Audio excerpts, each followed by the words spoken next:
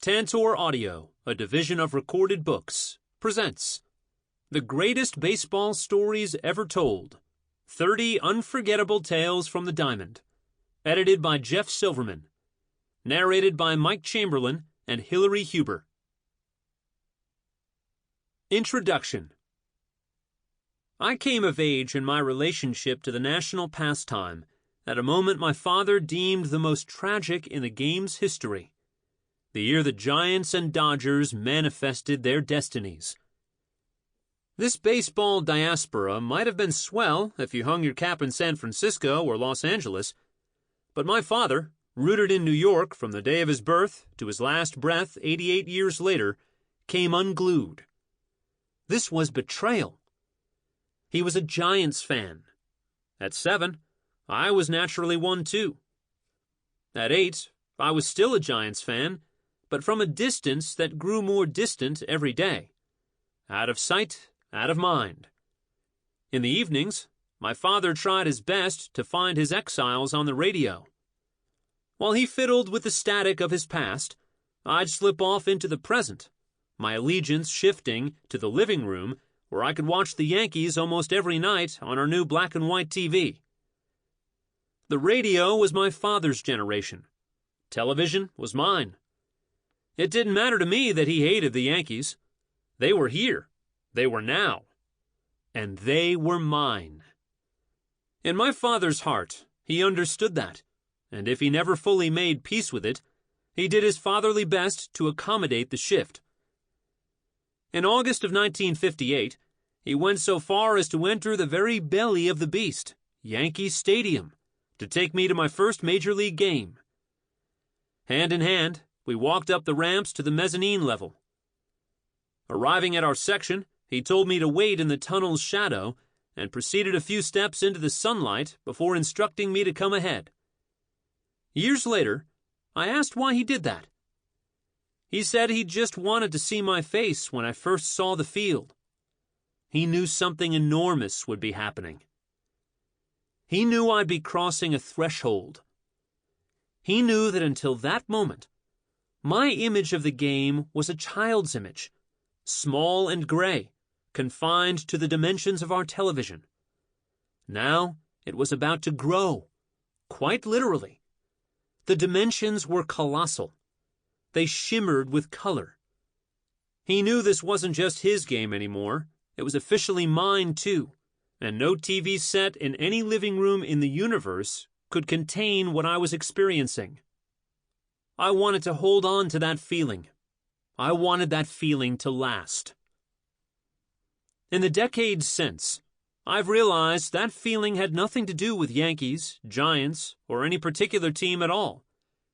It was the exuberance at the heart of the game itself I was sensing, and it's an exuberance that manages to renew itself within me whenever I step through the right literary tunnel and find a terrific piece of baseball writing in the sunlight on the other end.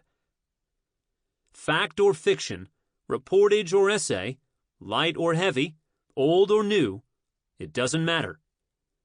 The game's best stories all offer their own threshold moments. They give the game color. They make it feel big. Of course, they also explain and analyze, reveal and entertain. They explore our heroes and scrutinize our goats, contemplate our myths and inspect the truth behind them. They give us the score. But on the most visceral level, it goes back to that initial moment of exuberance for me. If a great baseball story has even a hint of it, it makes the game feel new again.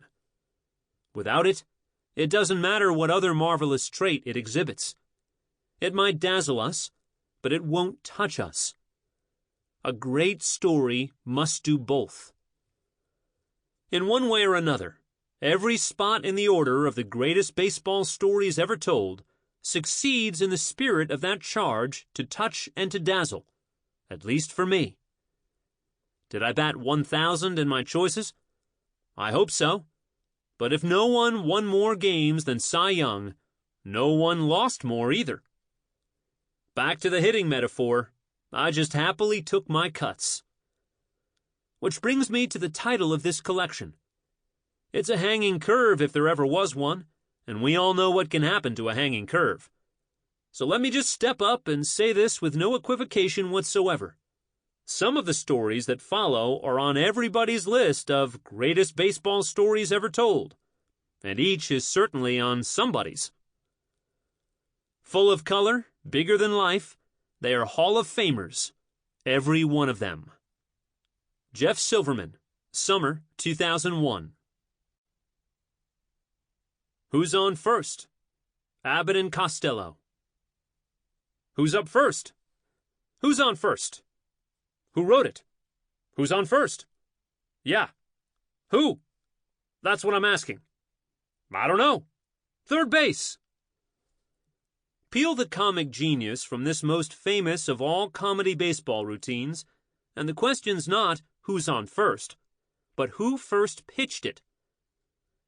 Like so much of what took root in the oral traditions of vaudeville, Who's on First evolved over time. Abbott and Costello regularly tinkered with the piece, particularly the opening, which they'd adjust to fit the demands of their audience. The version presented here aired in the mid-1940s on a baseball-themed episode of Abbott and Costello's radio show built around the Yankees. It begins with Lou called up to the club's roster, with Bud coming along as coach to keep him in line. Abbott: Well, Costello, I'm going to New York with you. The Yankees manager Bucky Harris gave me a job as coach for as long as you're on the team. Costello: Look, Abbott, if you're the coach, you must know all the players. Abbott: I certainly do. Costello: Well, I've never met the guys, so you'll have to tell me their names, and then I'll know who's playing on the team. Abbott: Oh, I'll tell you their names, but, it seems to me they give these ball players nowadays very peculiar names. Costello: You mean funny names? Abbott: Strange names, pet names, like Dizzy Dean. Costello: His brother Daffy. Abbott: Daffy Dean. Costello: And their French cousin. Abbott: French? Costello: Gouffé. Abbott: Gouffé. Dean: Well, let's see. We have on the bags who's on first, what's on second, I don't know is on third. Costello: That's what I want to find out. Abbott: I say who's on first, what's on second, I don't know is on third. Costello: Are you the manager? Abbott: Yes. Costello: You going to be the coach too? Abbott: Yes. Costello: And you don't know the fellows' names? Abbott: Well, I should.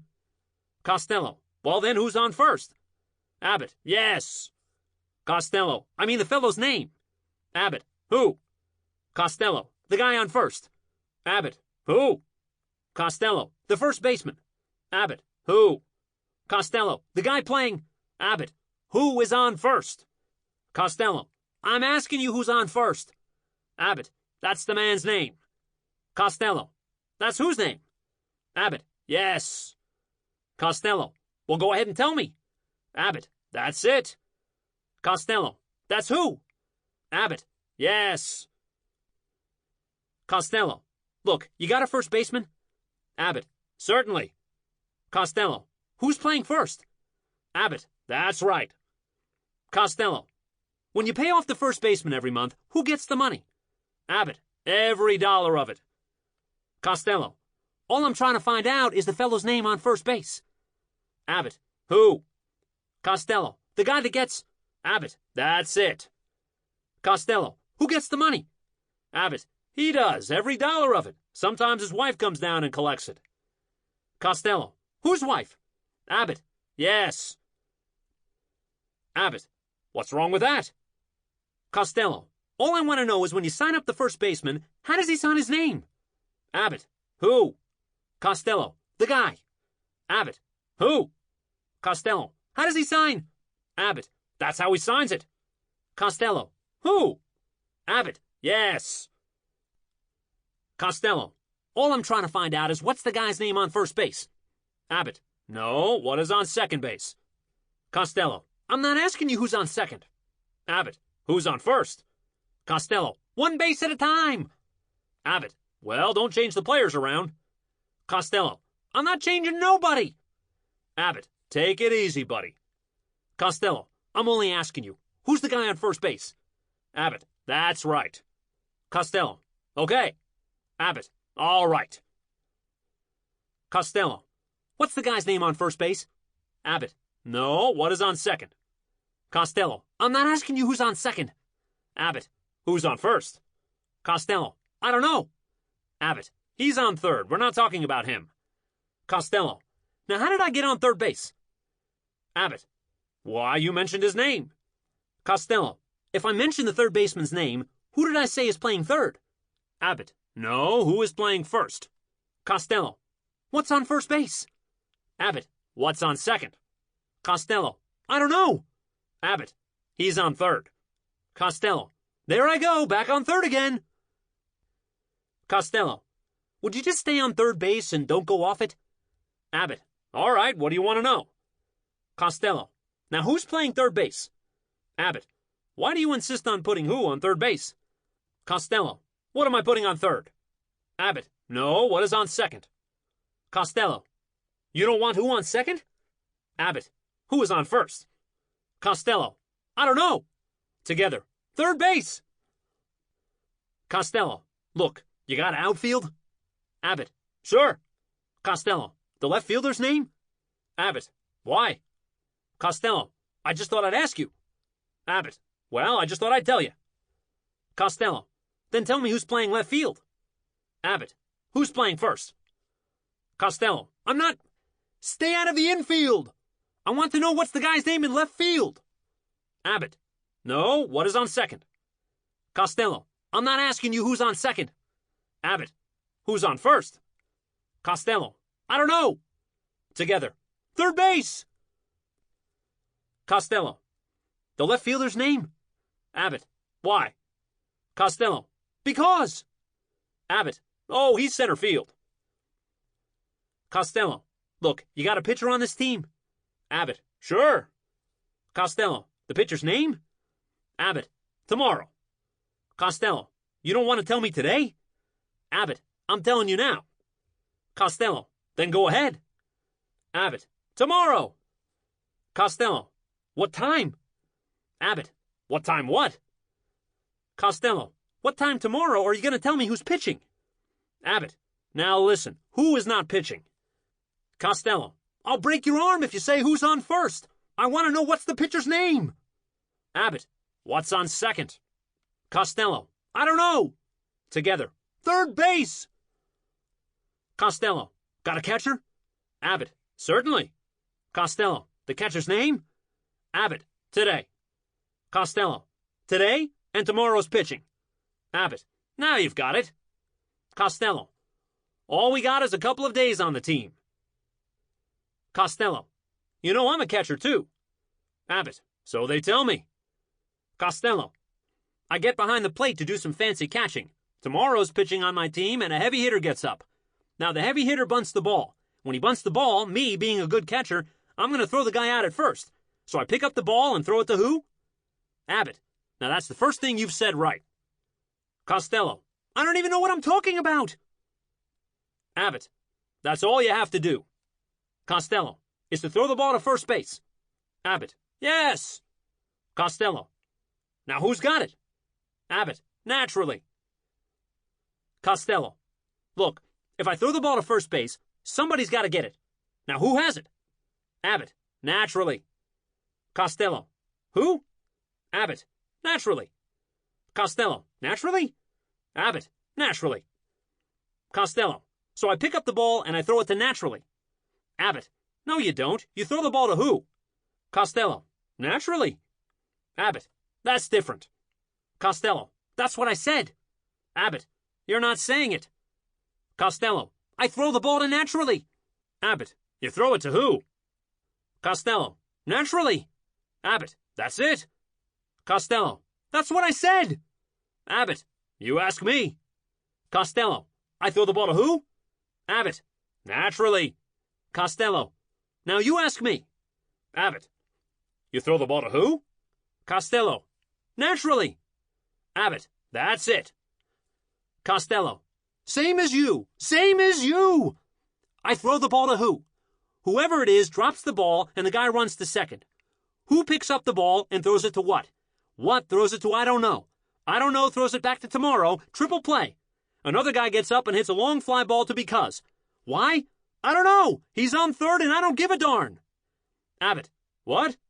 Costello. I said I don't give a darn. Abbott. Oh, that's our shortstop. Wait Till Next Year by Doris Kearns Goodwin. There are two overriding reasons to head out to the ballpark. One is to watch the game. The other is to see it. There's a difference. You can't tell that difference without a scorecard. If baseball weaves a tangled web, and it does, keeping score can set us free. A completed scorecard brings order out of chaos. It decodes the mysteries, predicts inevitabilities, narrows possibilities, and reveals the invisible plain as day. Crises and their resolutions begin to make themselves apparent. Wherever we're sitting, the game is literally in our laps. Historian Doris Kearns Goodwin learned that lesson as a child growing up on Long Island, and she relates it in this excerpt from her memoir, Wait Till Next Year. Knowing how to keep score would certainly turn into an advantage when it came time for her to make sense of LBJ, Franklin and Eleanor Roosevelt, and the entire Kennedy and Fitzgerald clans. When I was 6, my father gave me a bright red scorebook that opened my heart to the game of baseball. After dinner on long summer nights, he would sit beside me in our small enclosed porch to hear my account of that day's Brooklyn Dodger game. Night after night, he taught me the odd collection of symbols, numbers, and letters that enable a baseball lover to record every action of the game. Our score sheets had blank boxes in which we could draw our own slanted lines in the form of a diamond as we followed players around the bases. Wherever the base runner's progress stopped, the line stopped.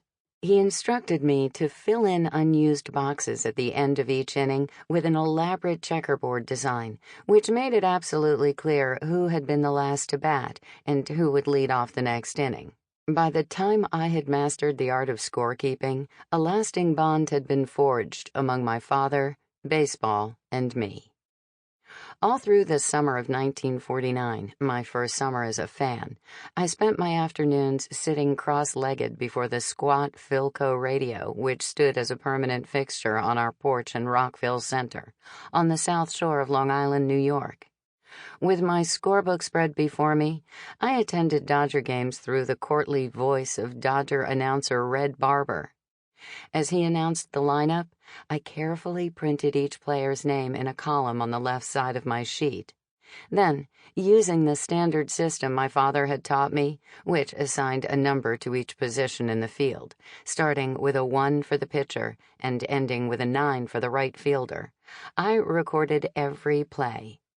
I found it difficult at times to sit still. As the Dodgers came to bat, I would walk around the room, talking to the players as if they were standing in front of me. At critical junctures, I tried to make a bargain, whispering and cajoling while Pee Wee Reese or Duke Snyder stepped into the batter's box. Please, please get a hit. If you get a hit now, I'll make my bed every day for a week. Sometimes, when the score was close and the opposing team at bat with men on base, I was too agitated to listen. Asking my mother to keep notes, I left the house for a walk around the block, hoping that when I returned, the enemy threat would be over, and once again we'd be up at bat.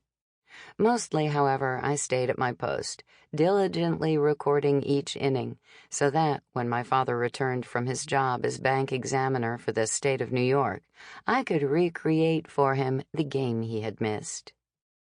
When my father came home from the city, he would change from his three-piece suit into long pants and a short-sleeved sports shirt, and come downstairs for the ritual Manhattan cocktail with my mother.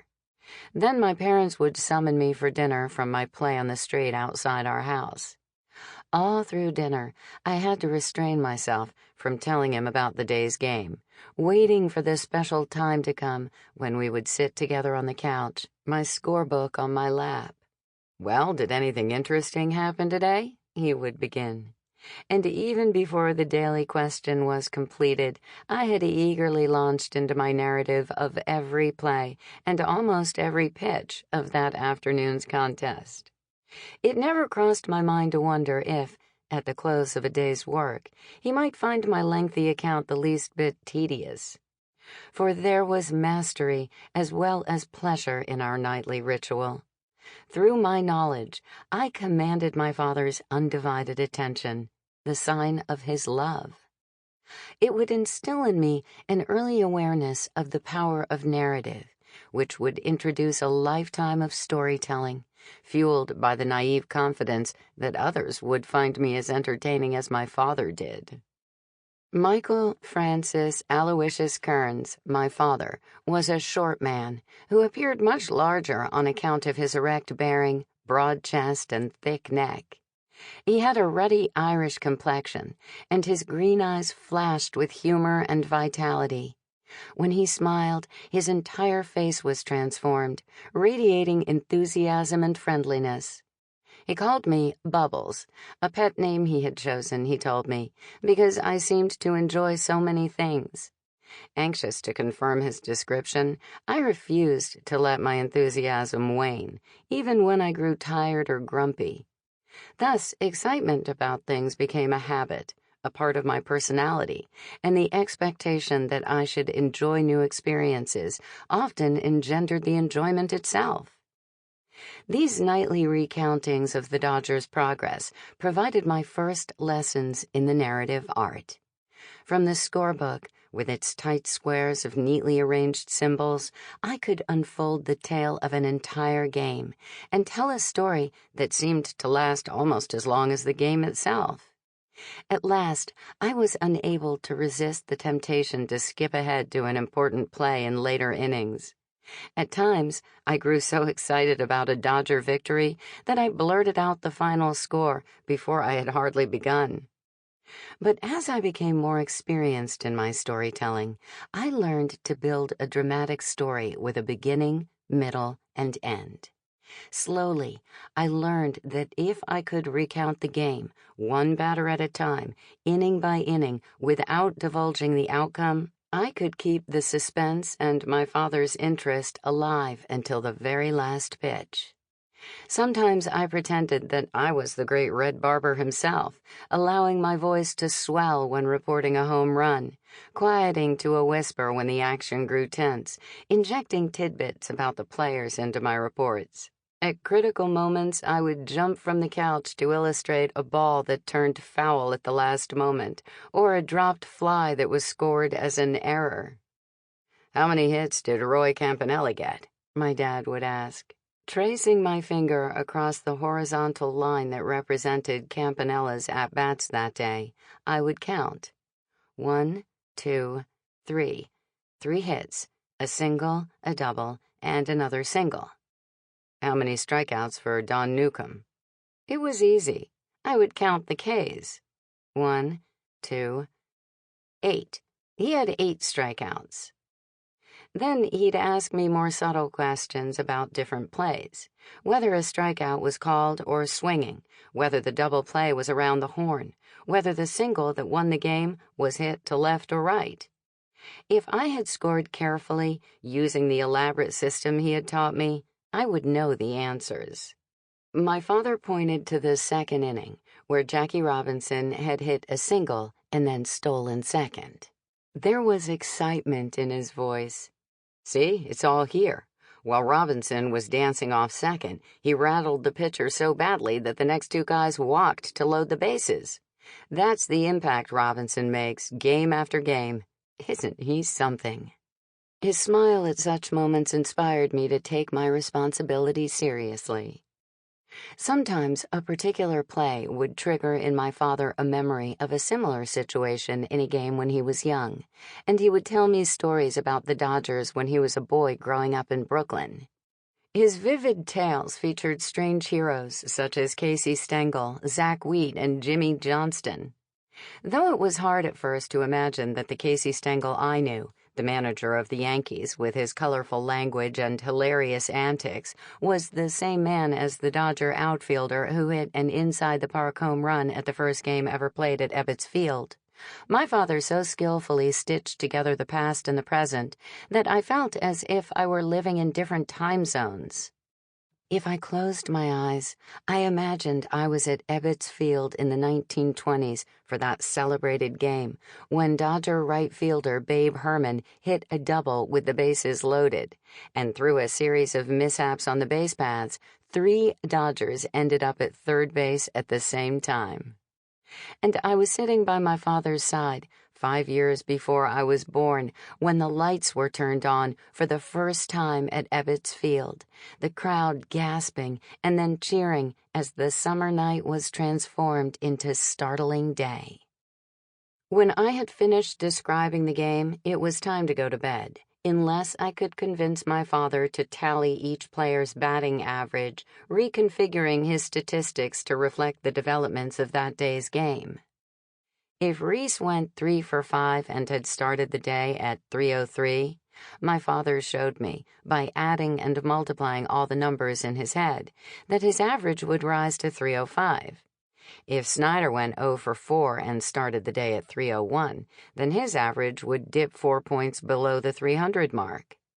If Carl Erskine had let in 3 runs in 7 innings, then my father would multiply 3 times 9, divide that by the number of innings pitched, and magically tell me whether Erskine's earned run average had improved or worsened.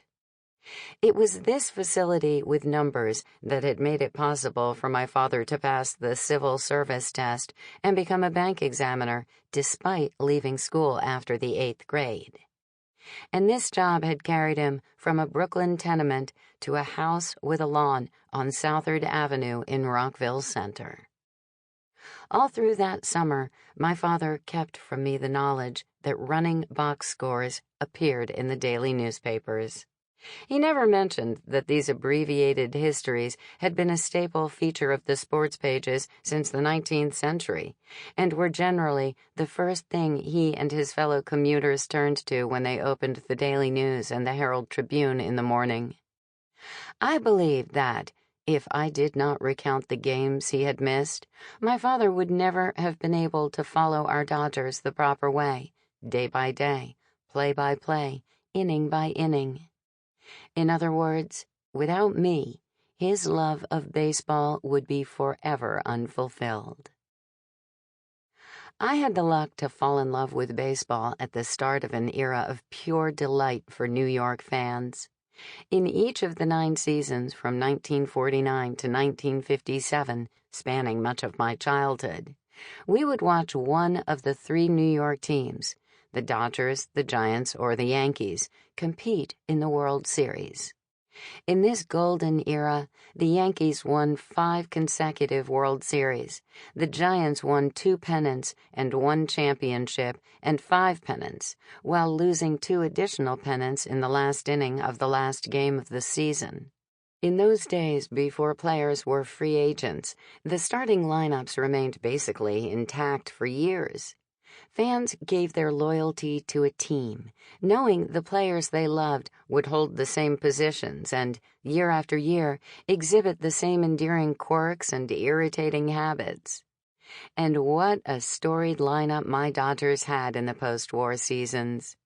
Roy Campanella started behind the plate, Gil Hodges at first, Jackie Robinson at second, Pee Wee Reese at short, Billy Cox at third, Gene Hermansky in left, Duke Snider in center, and Carl Furillo in right.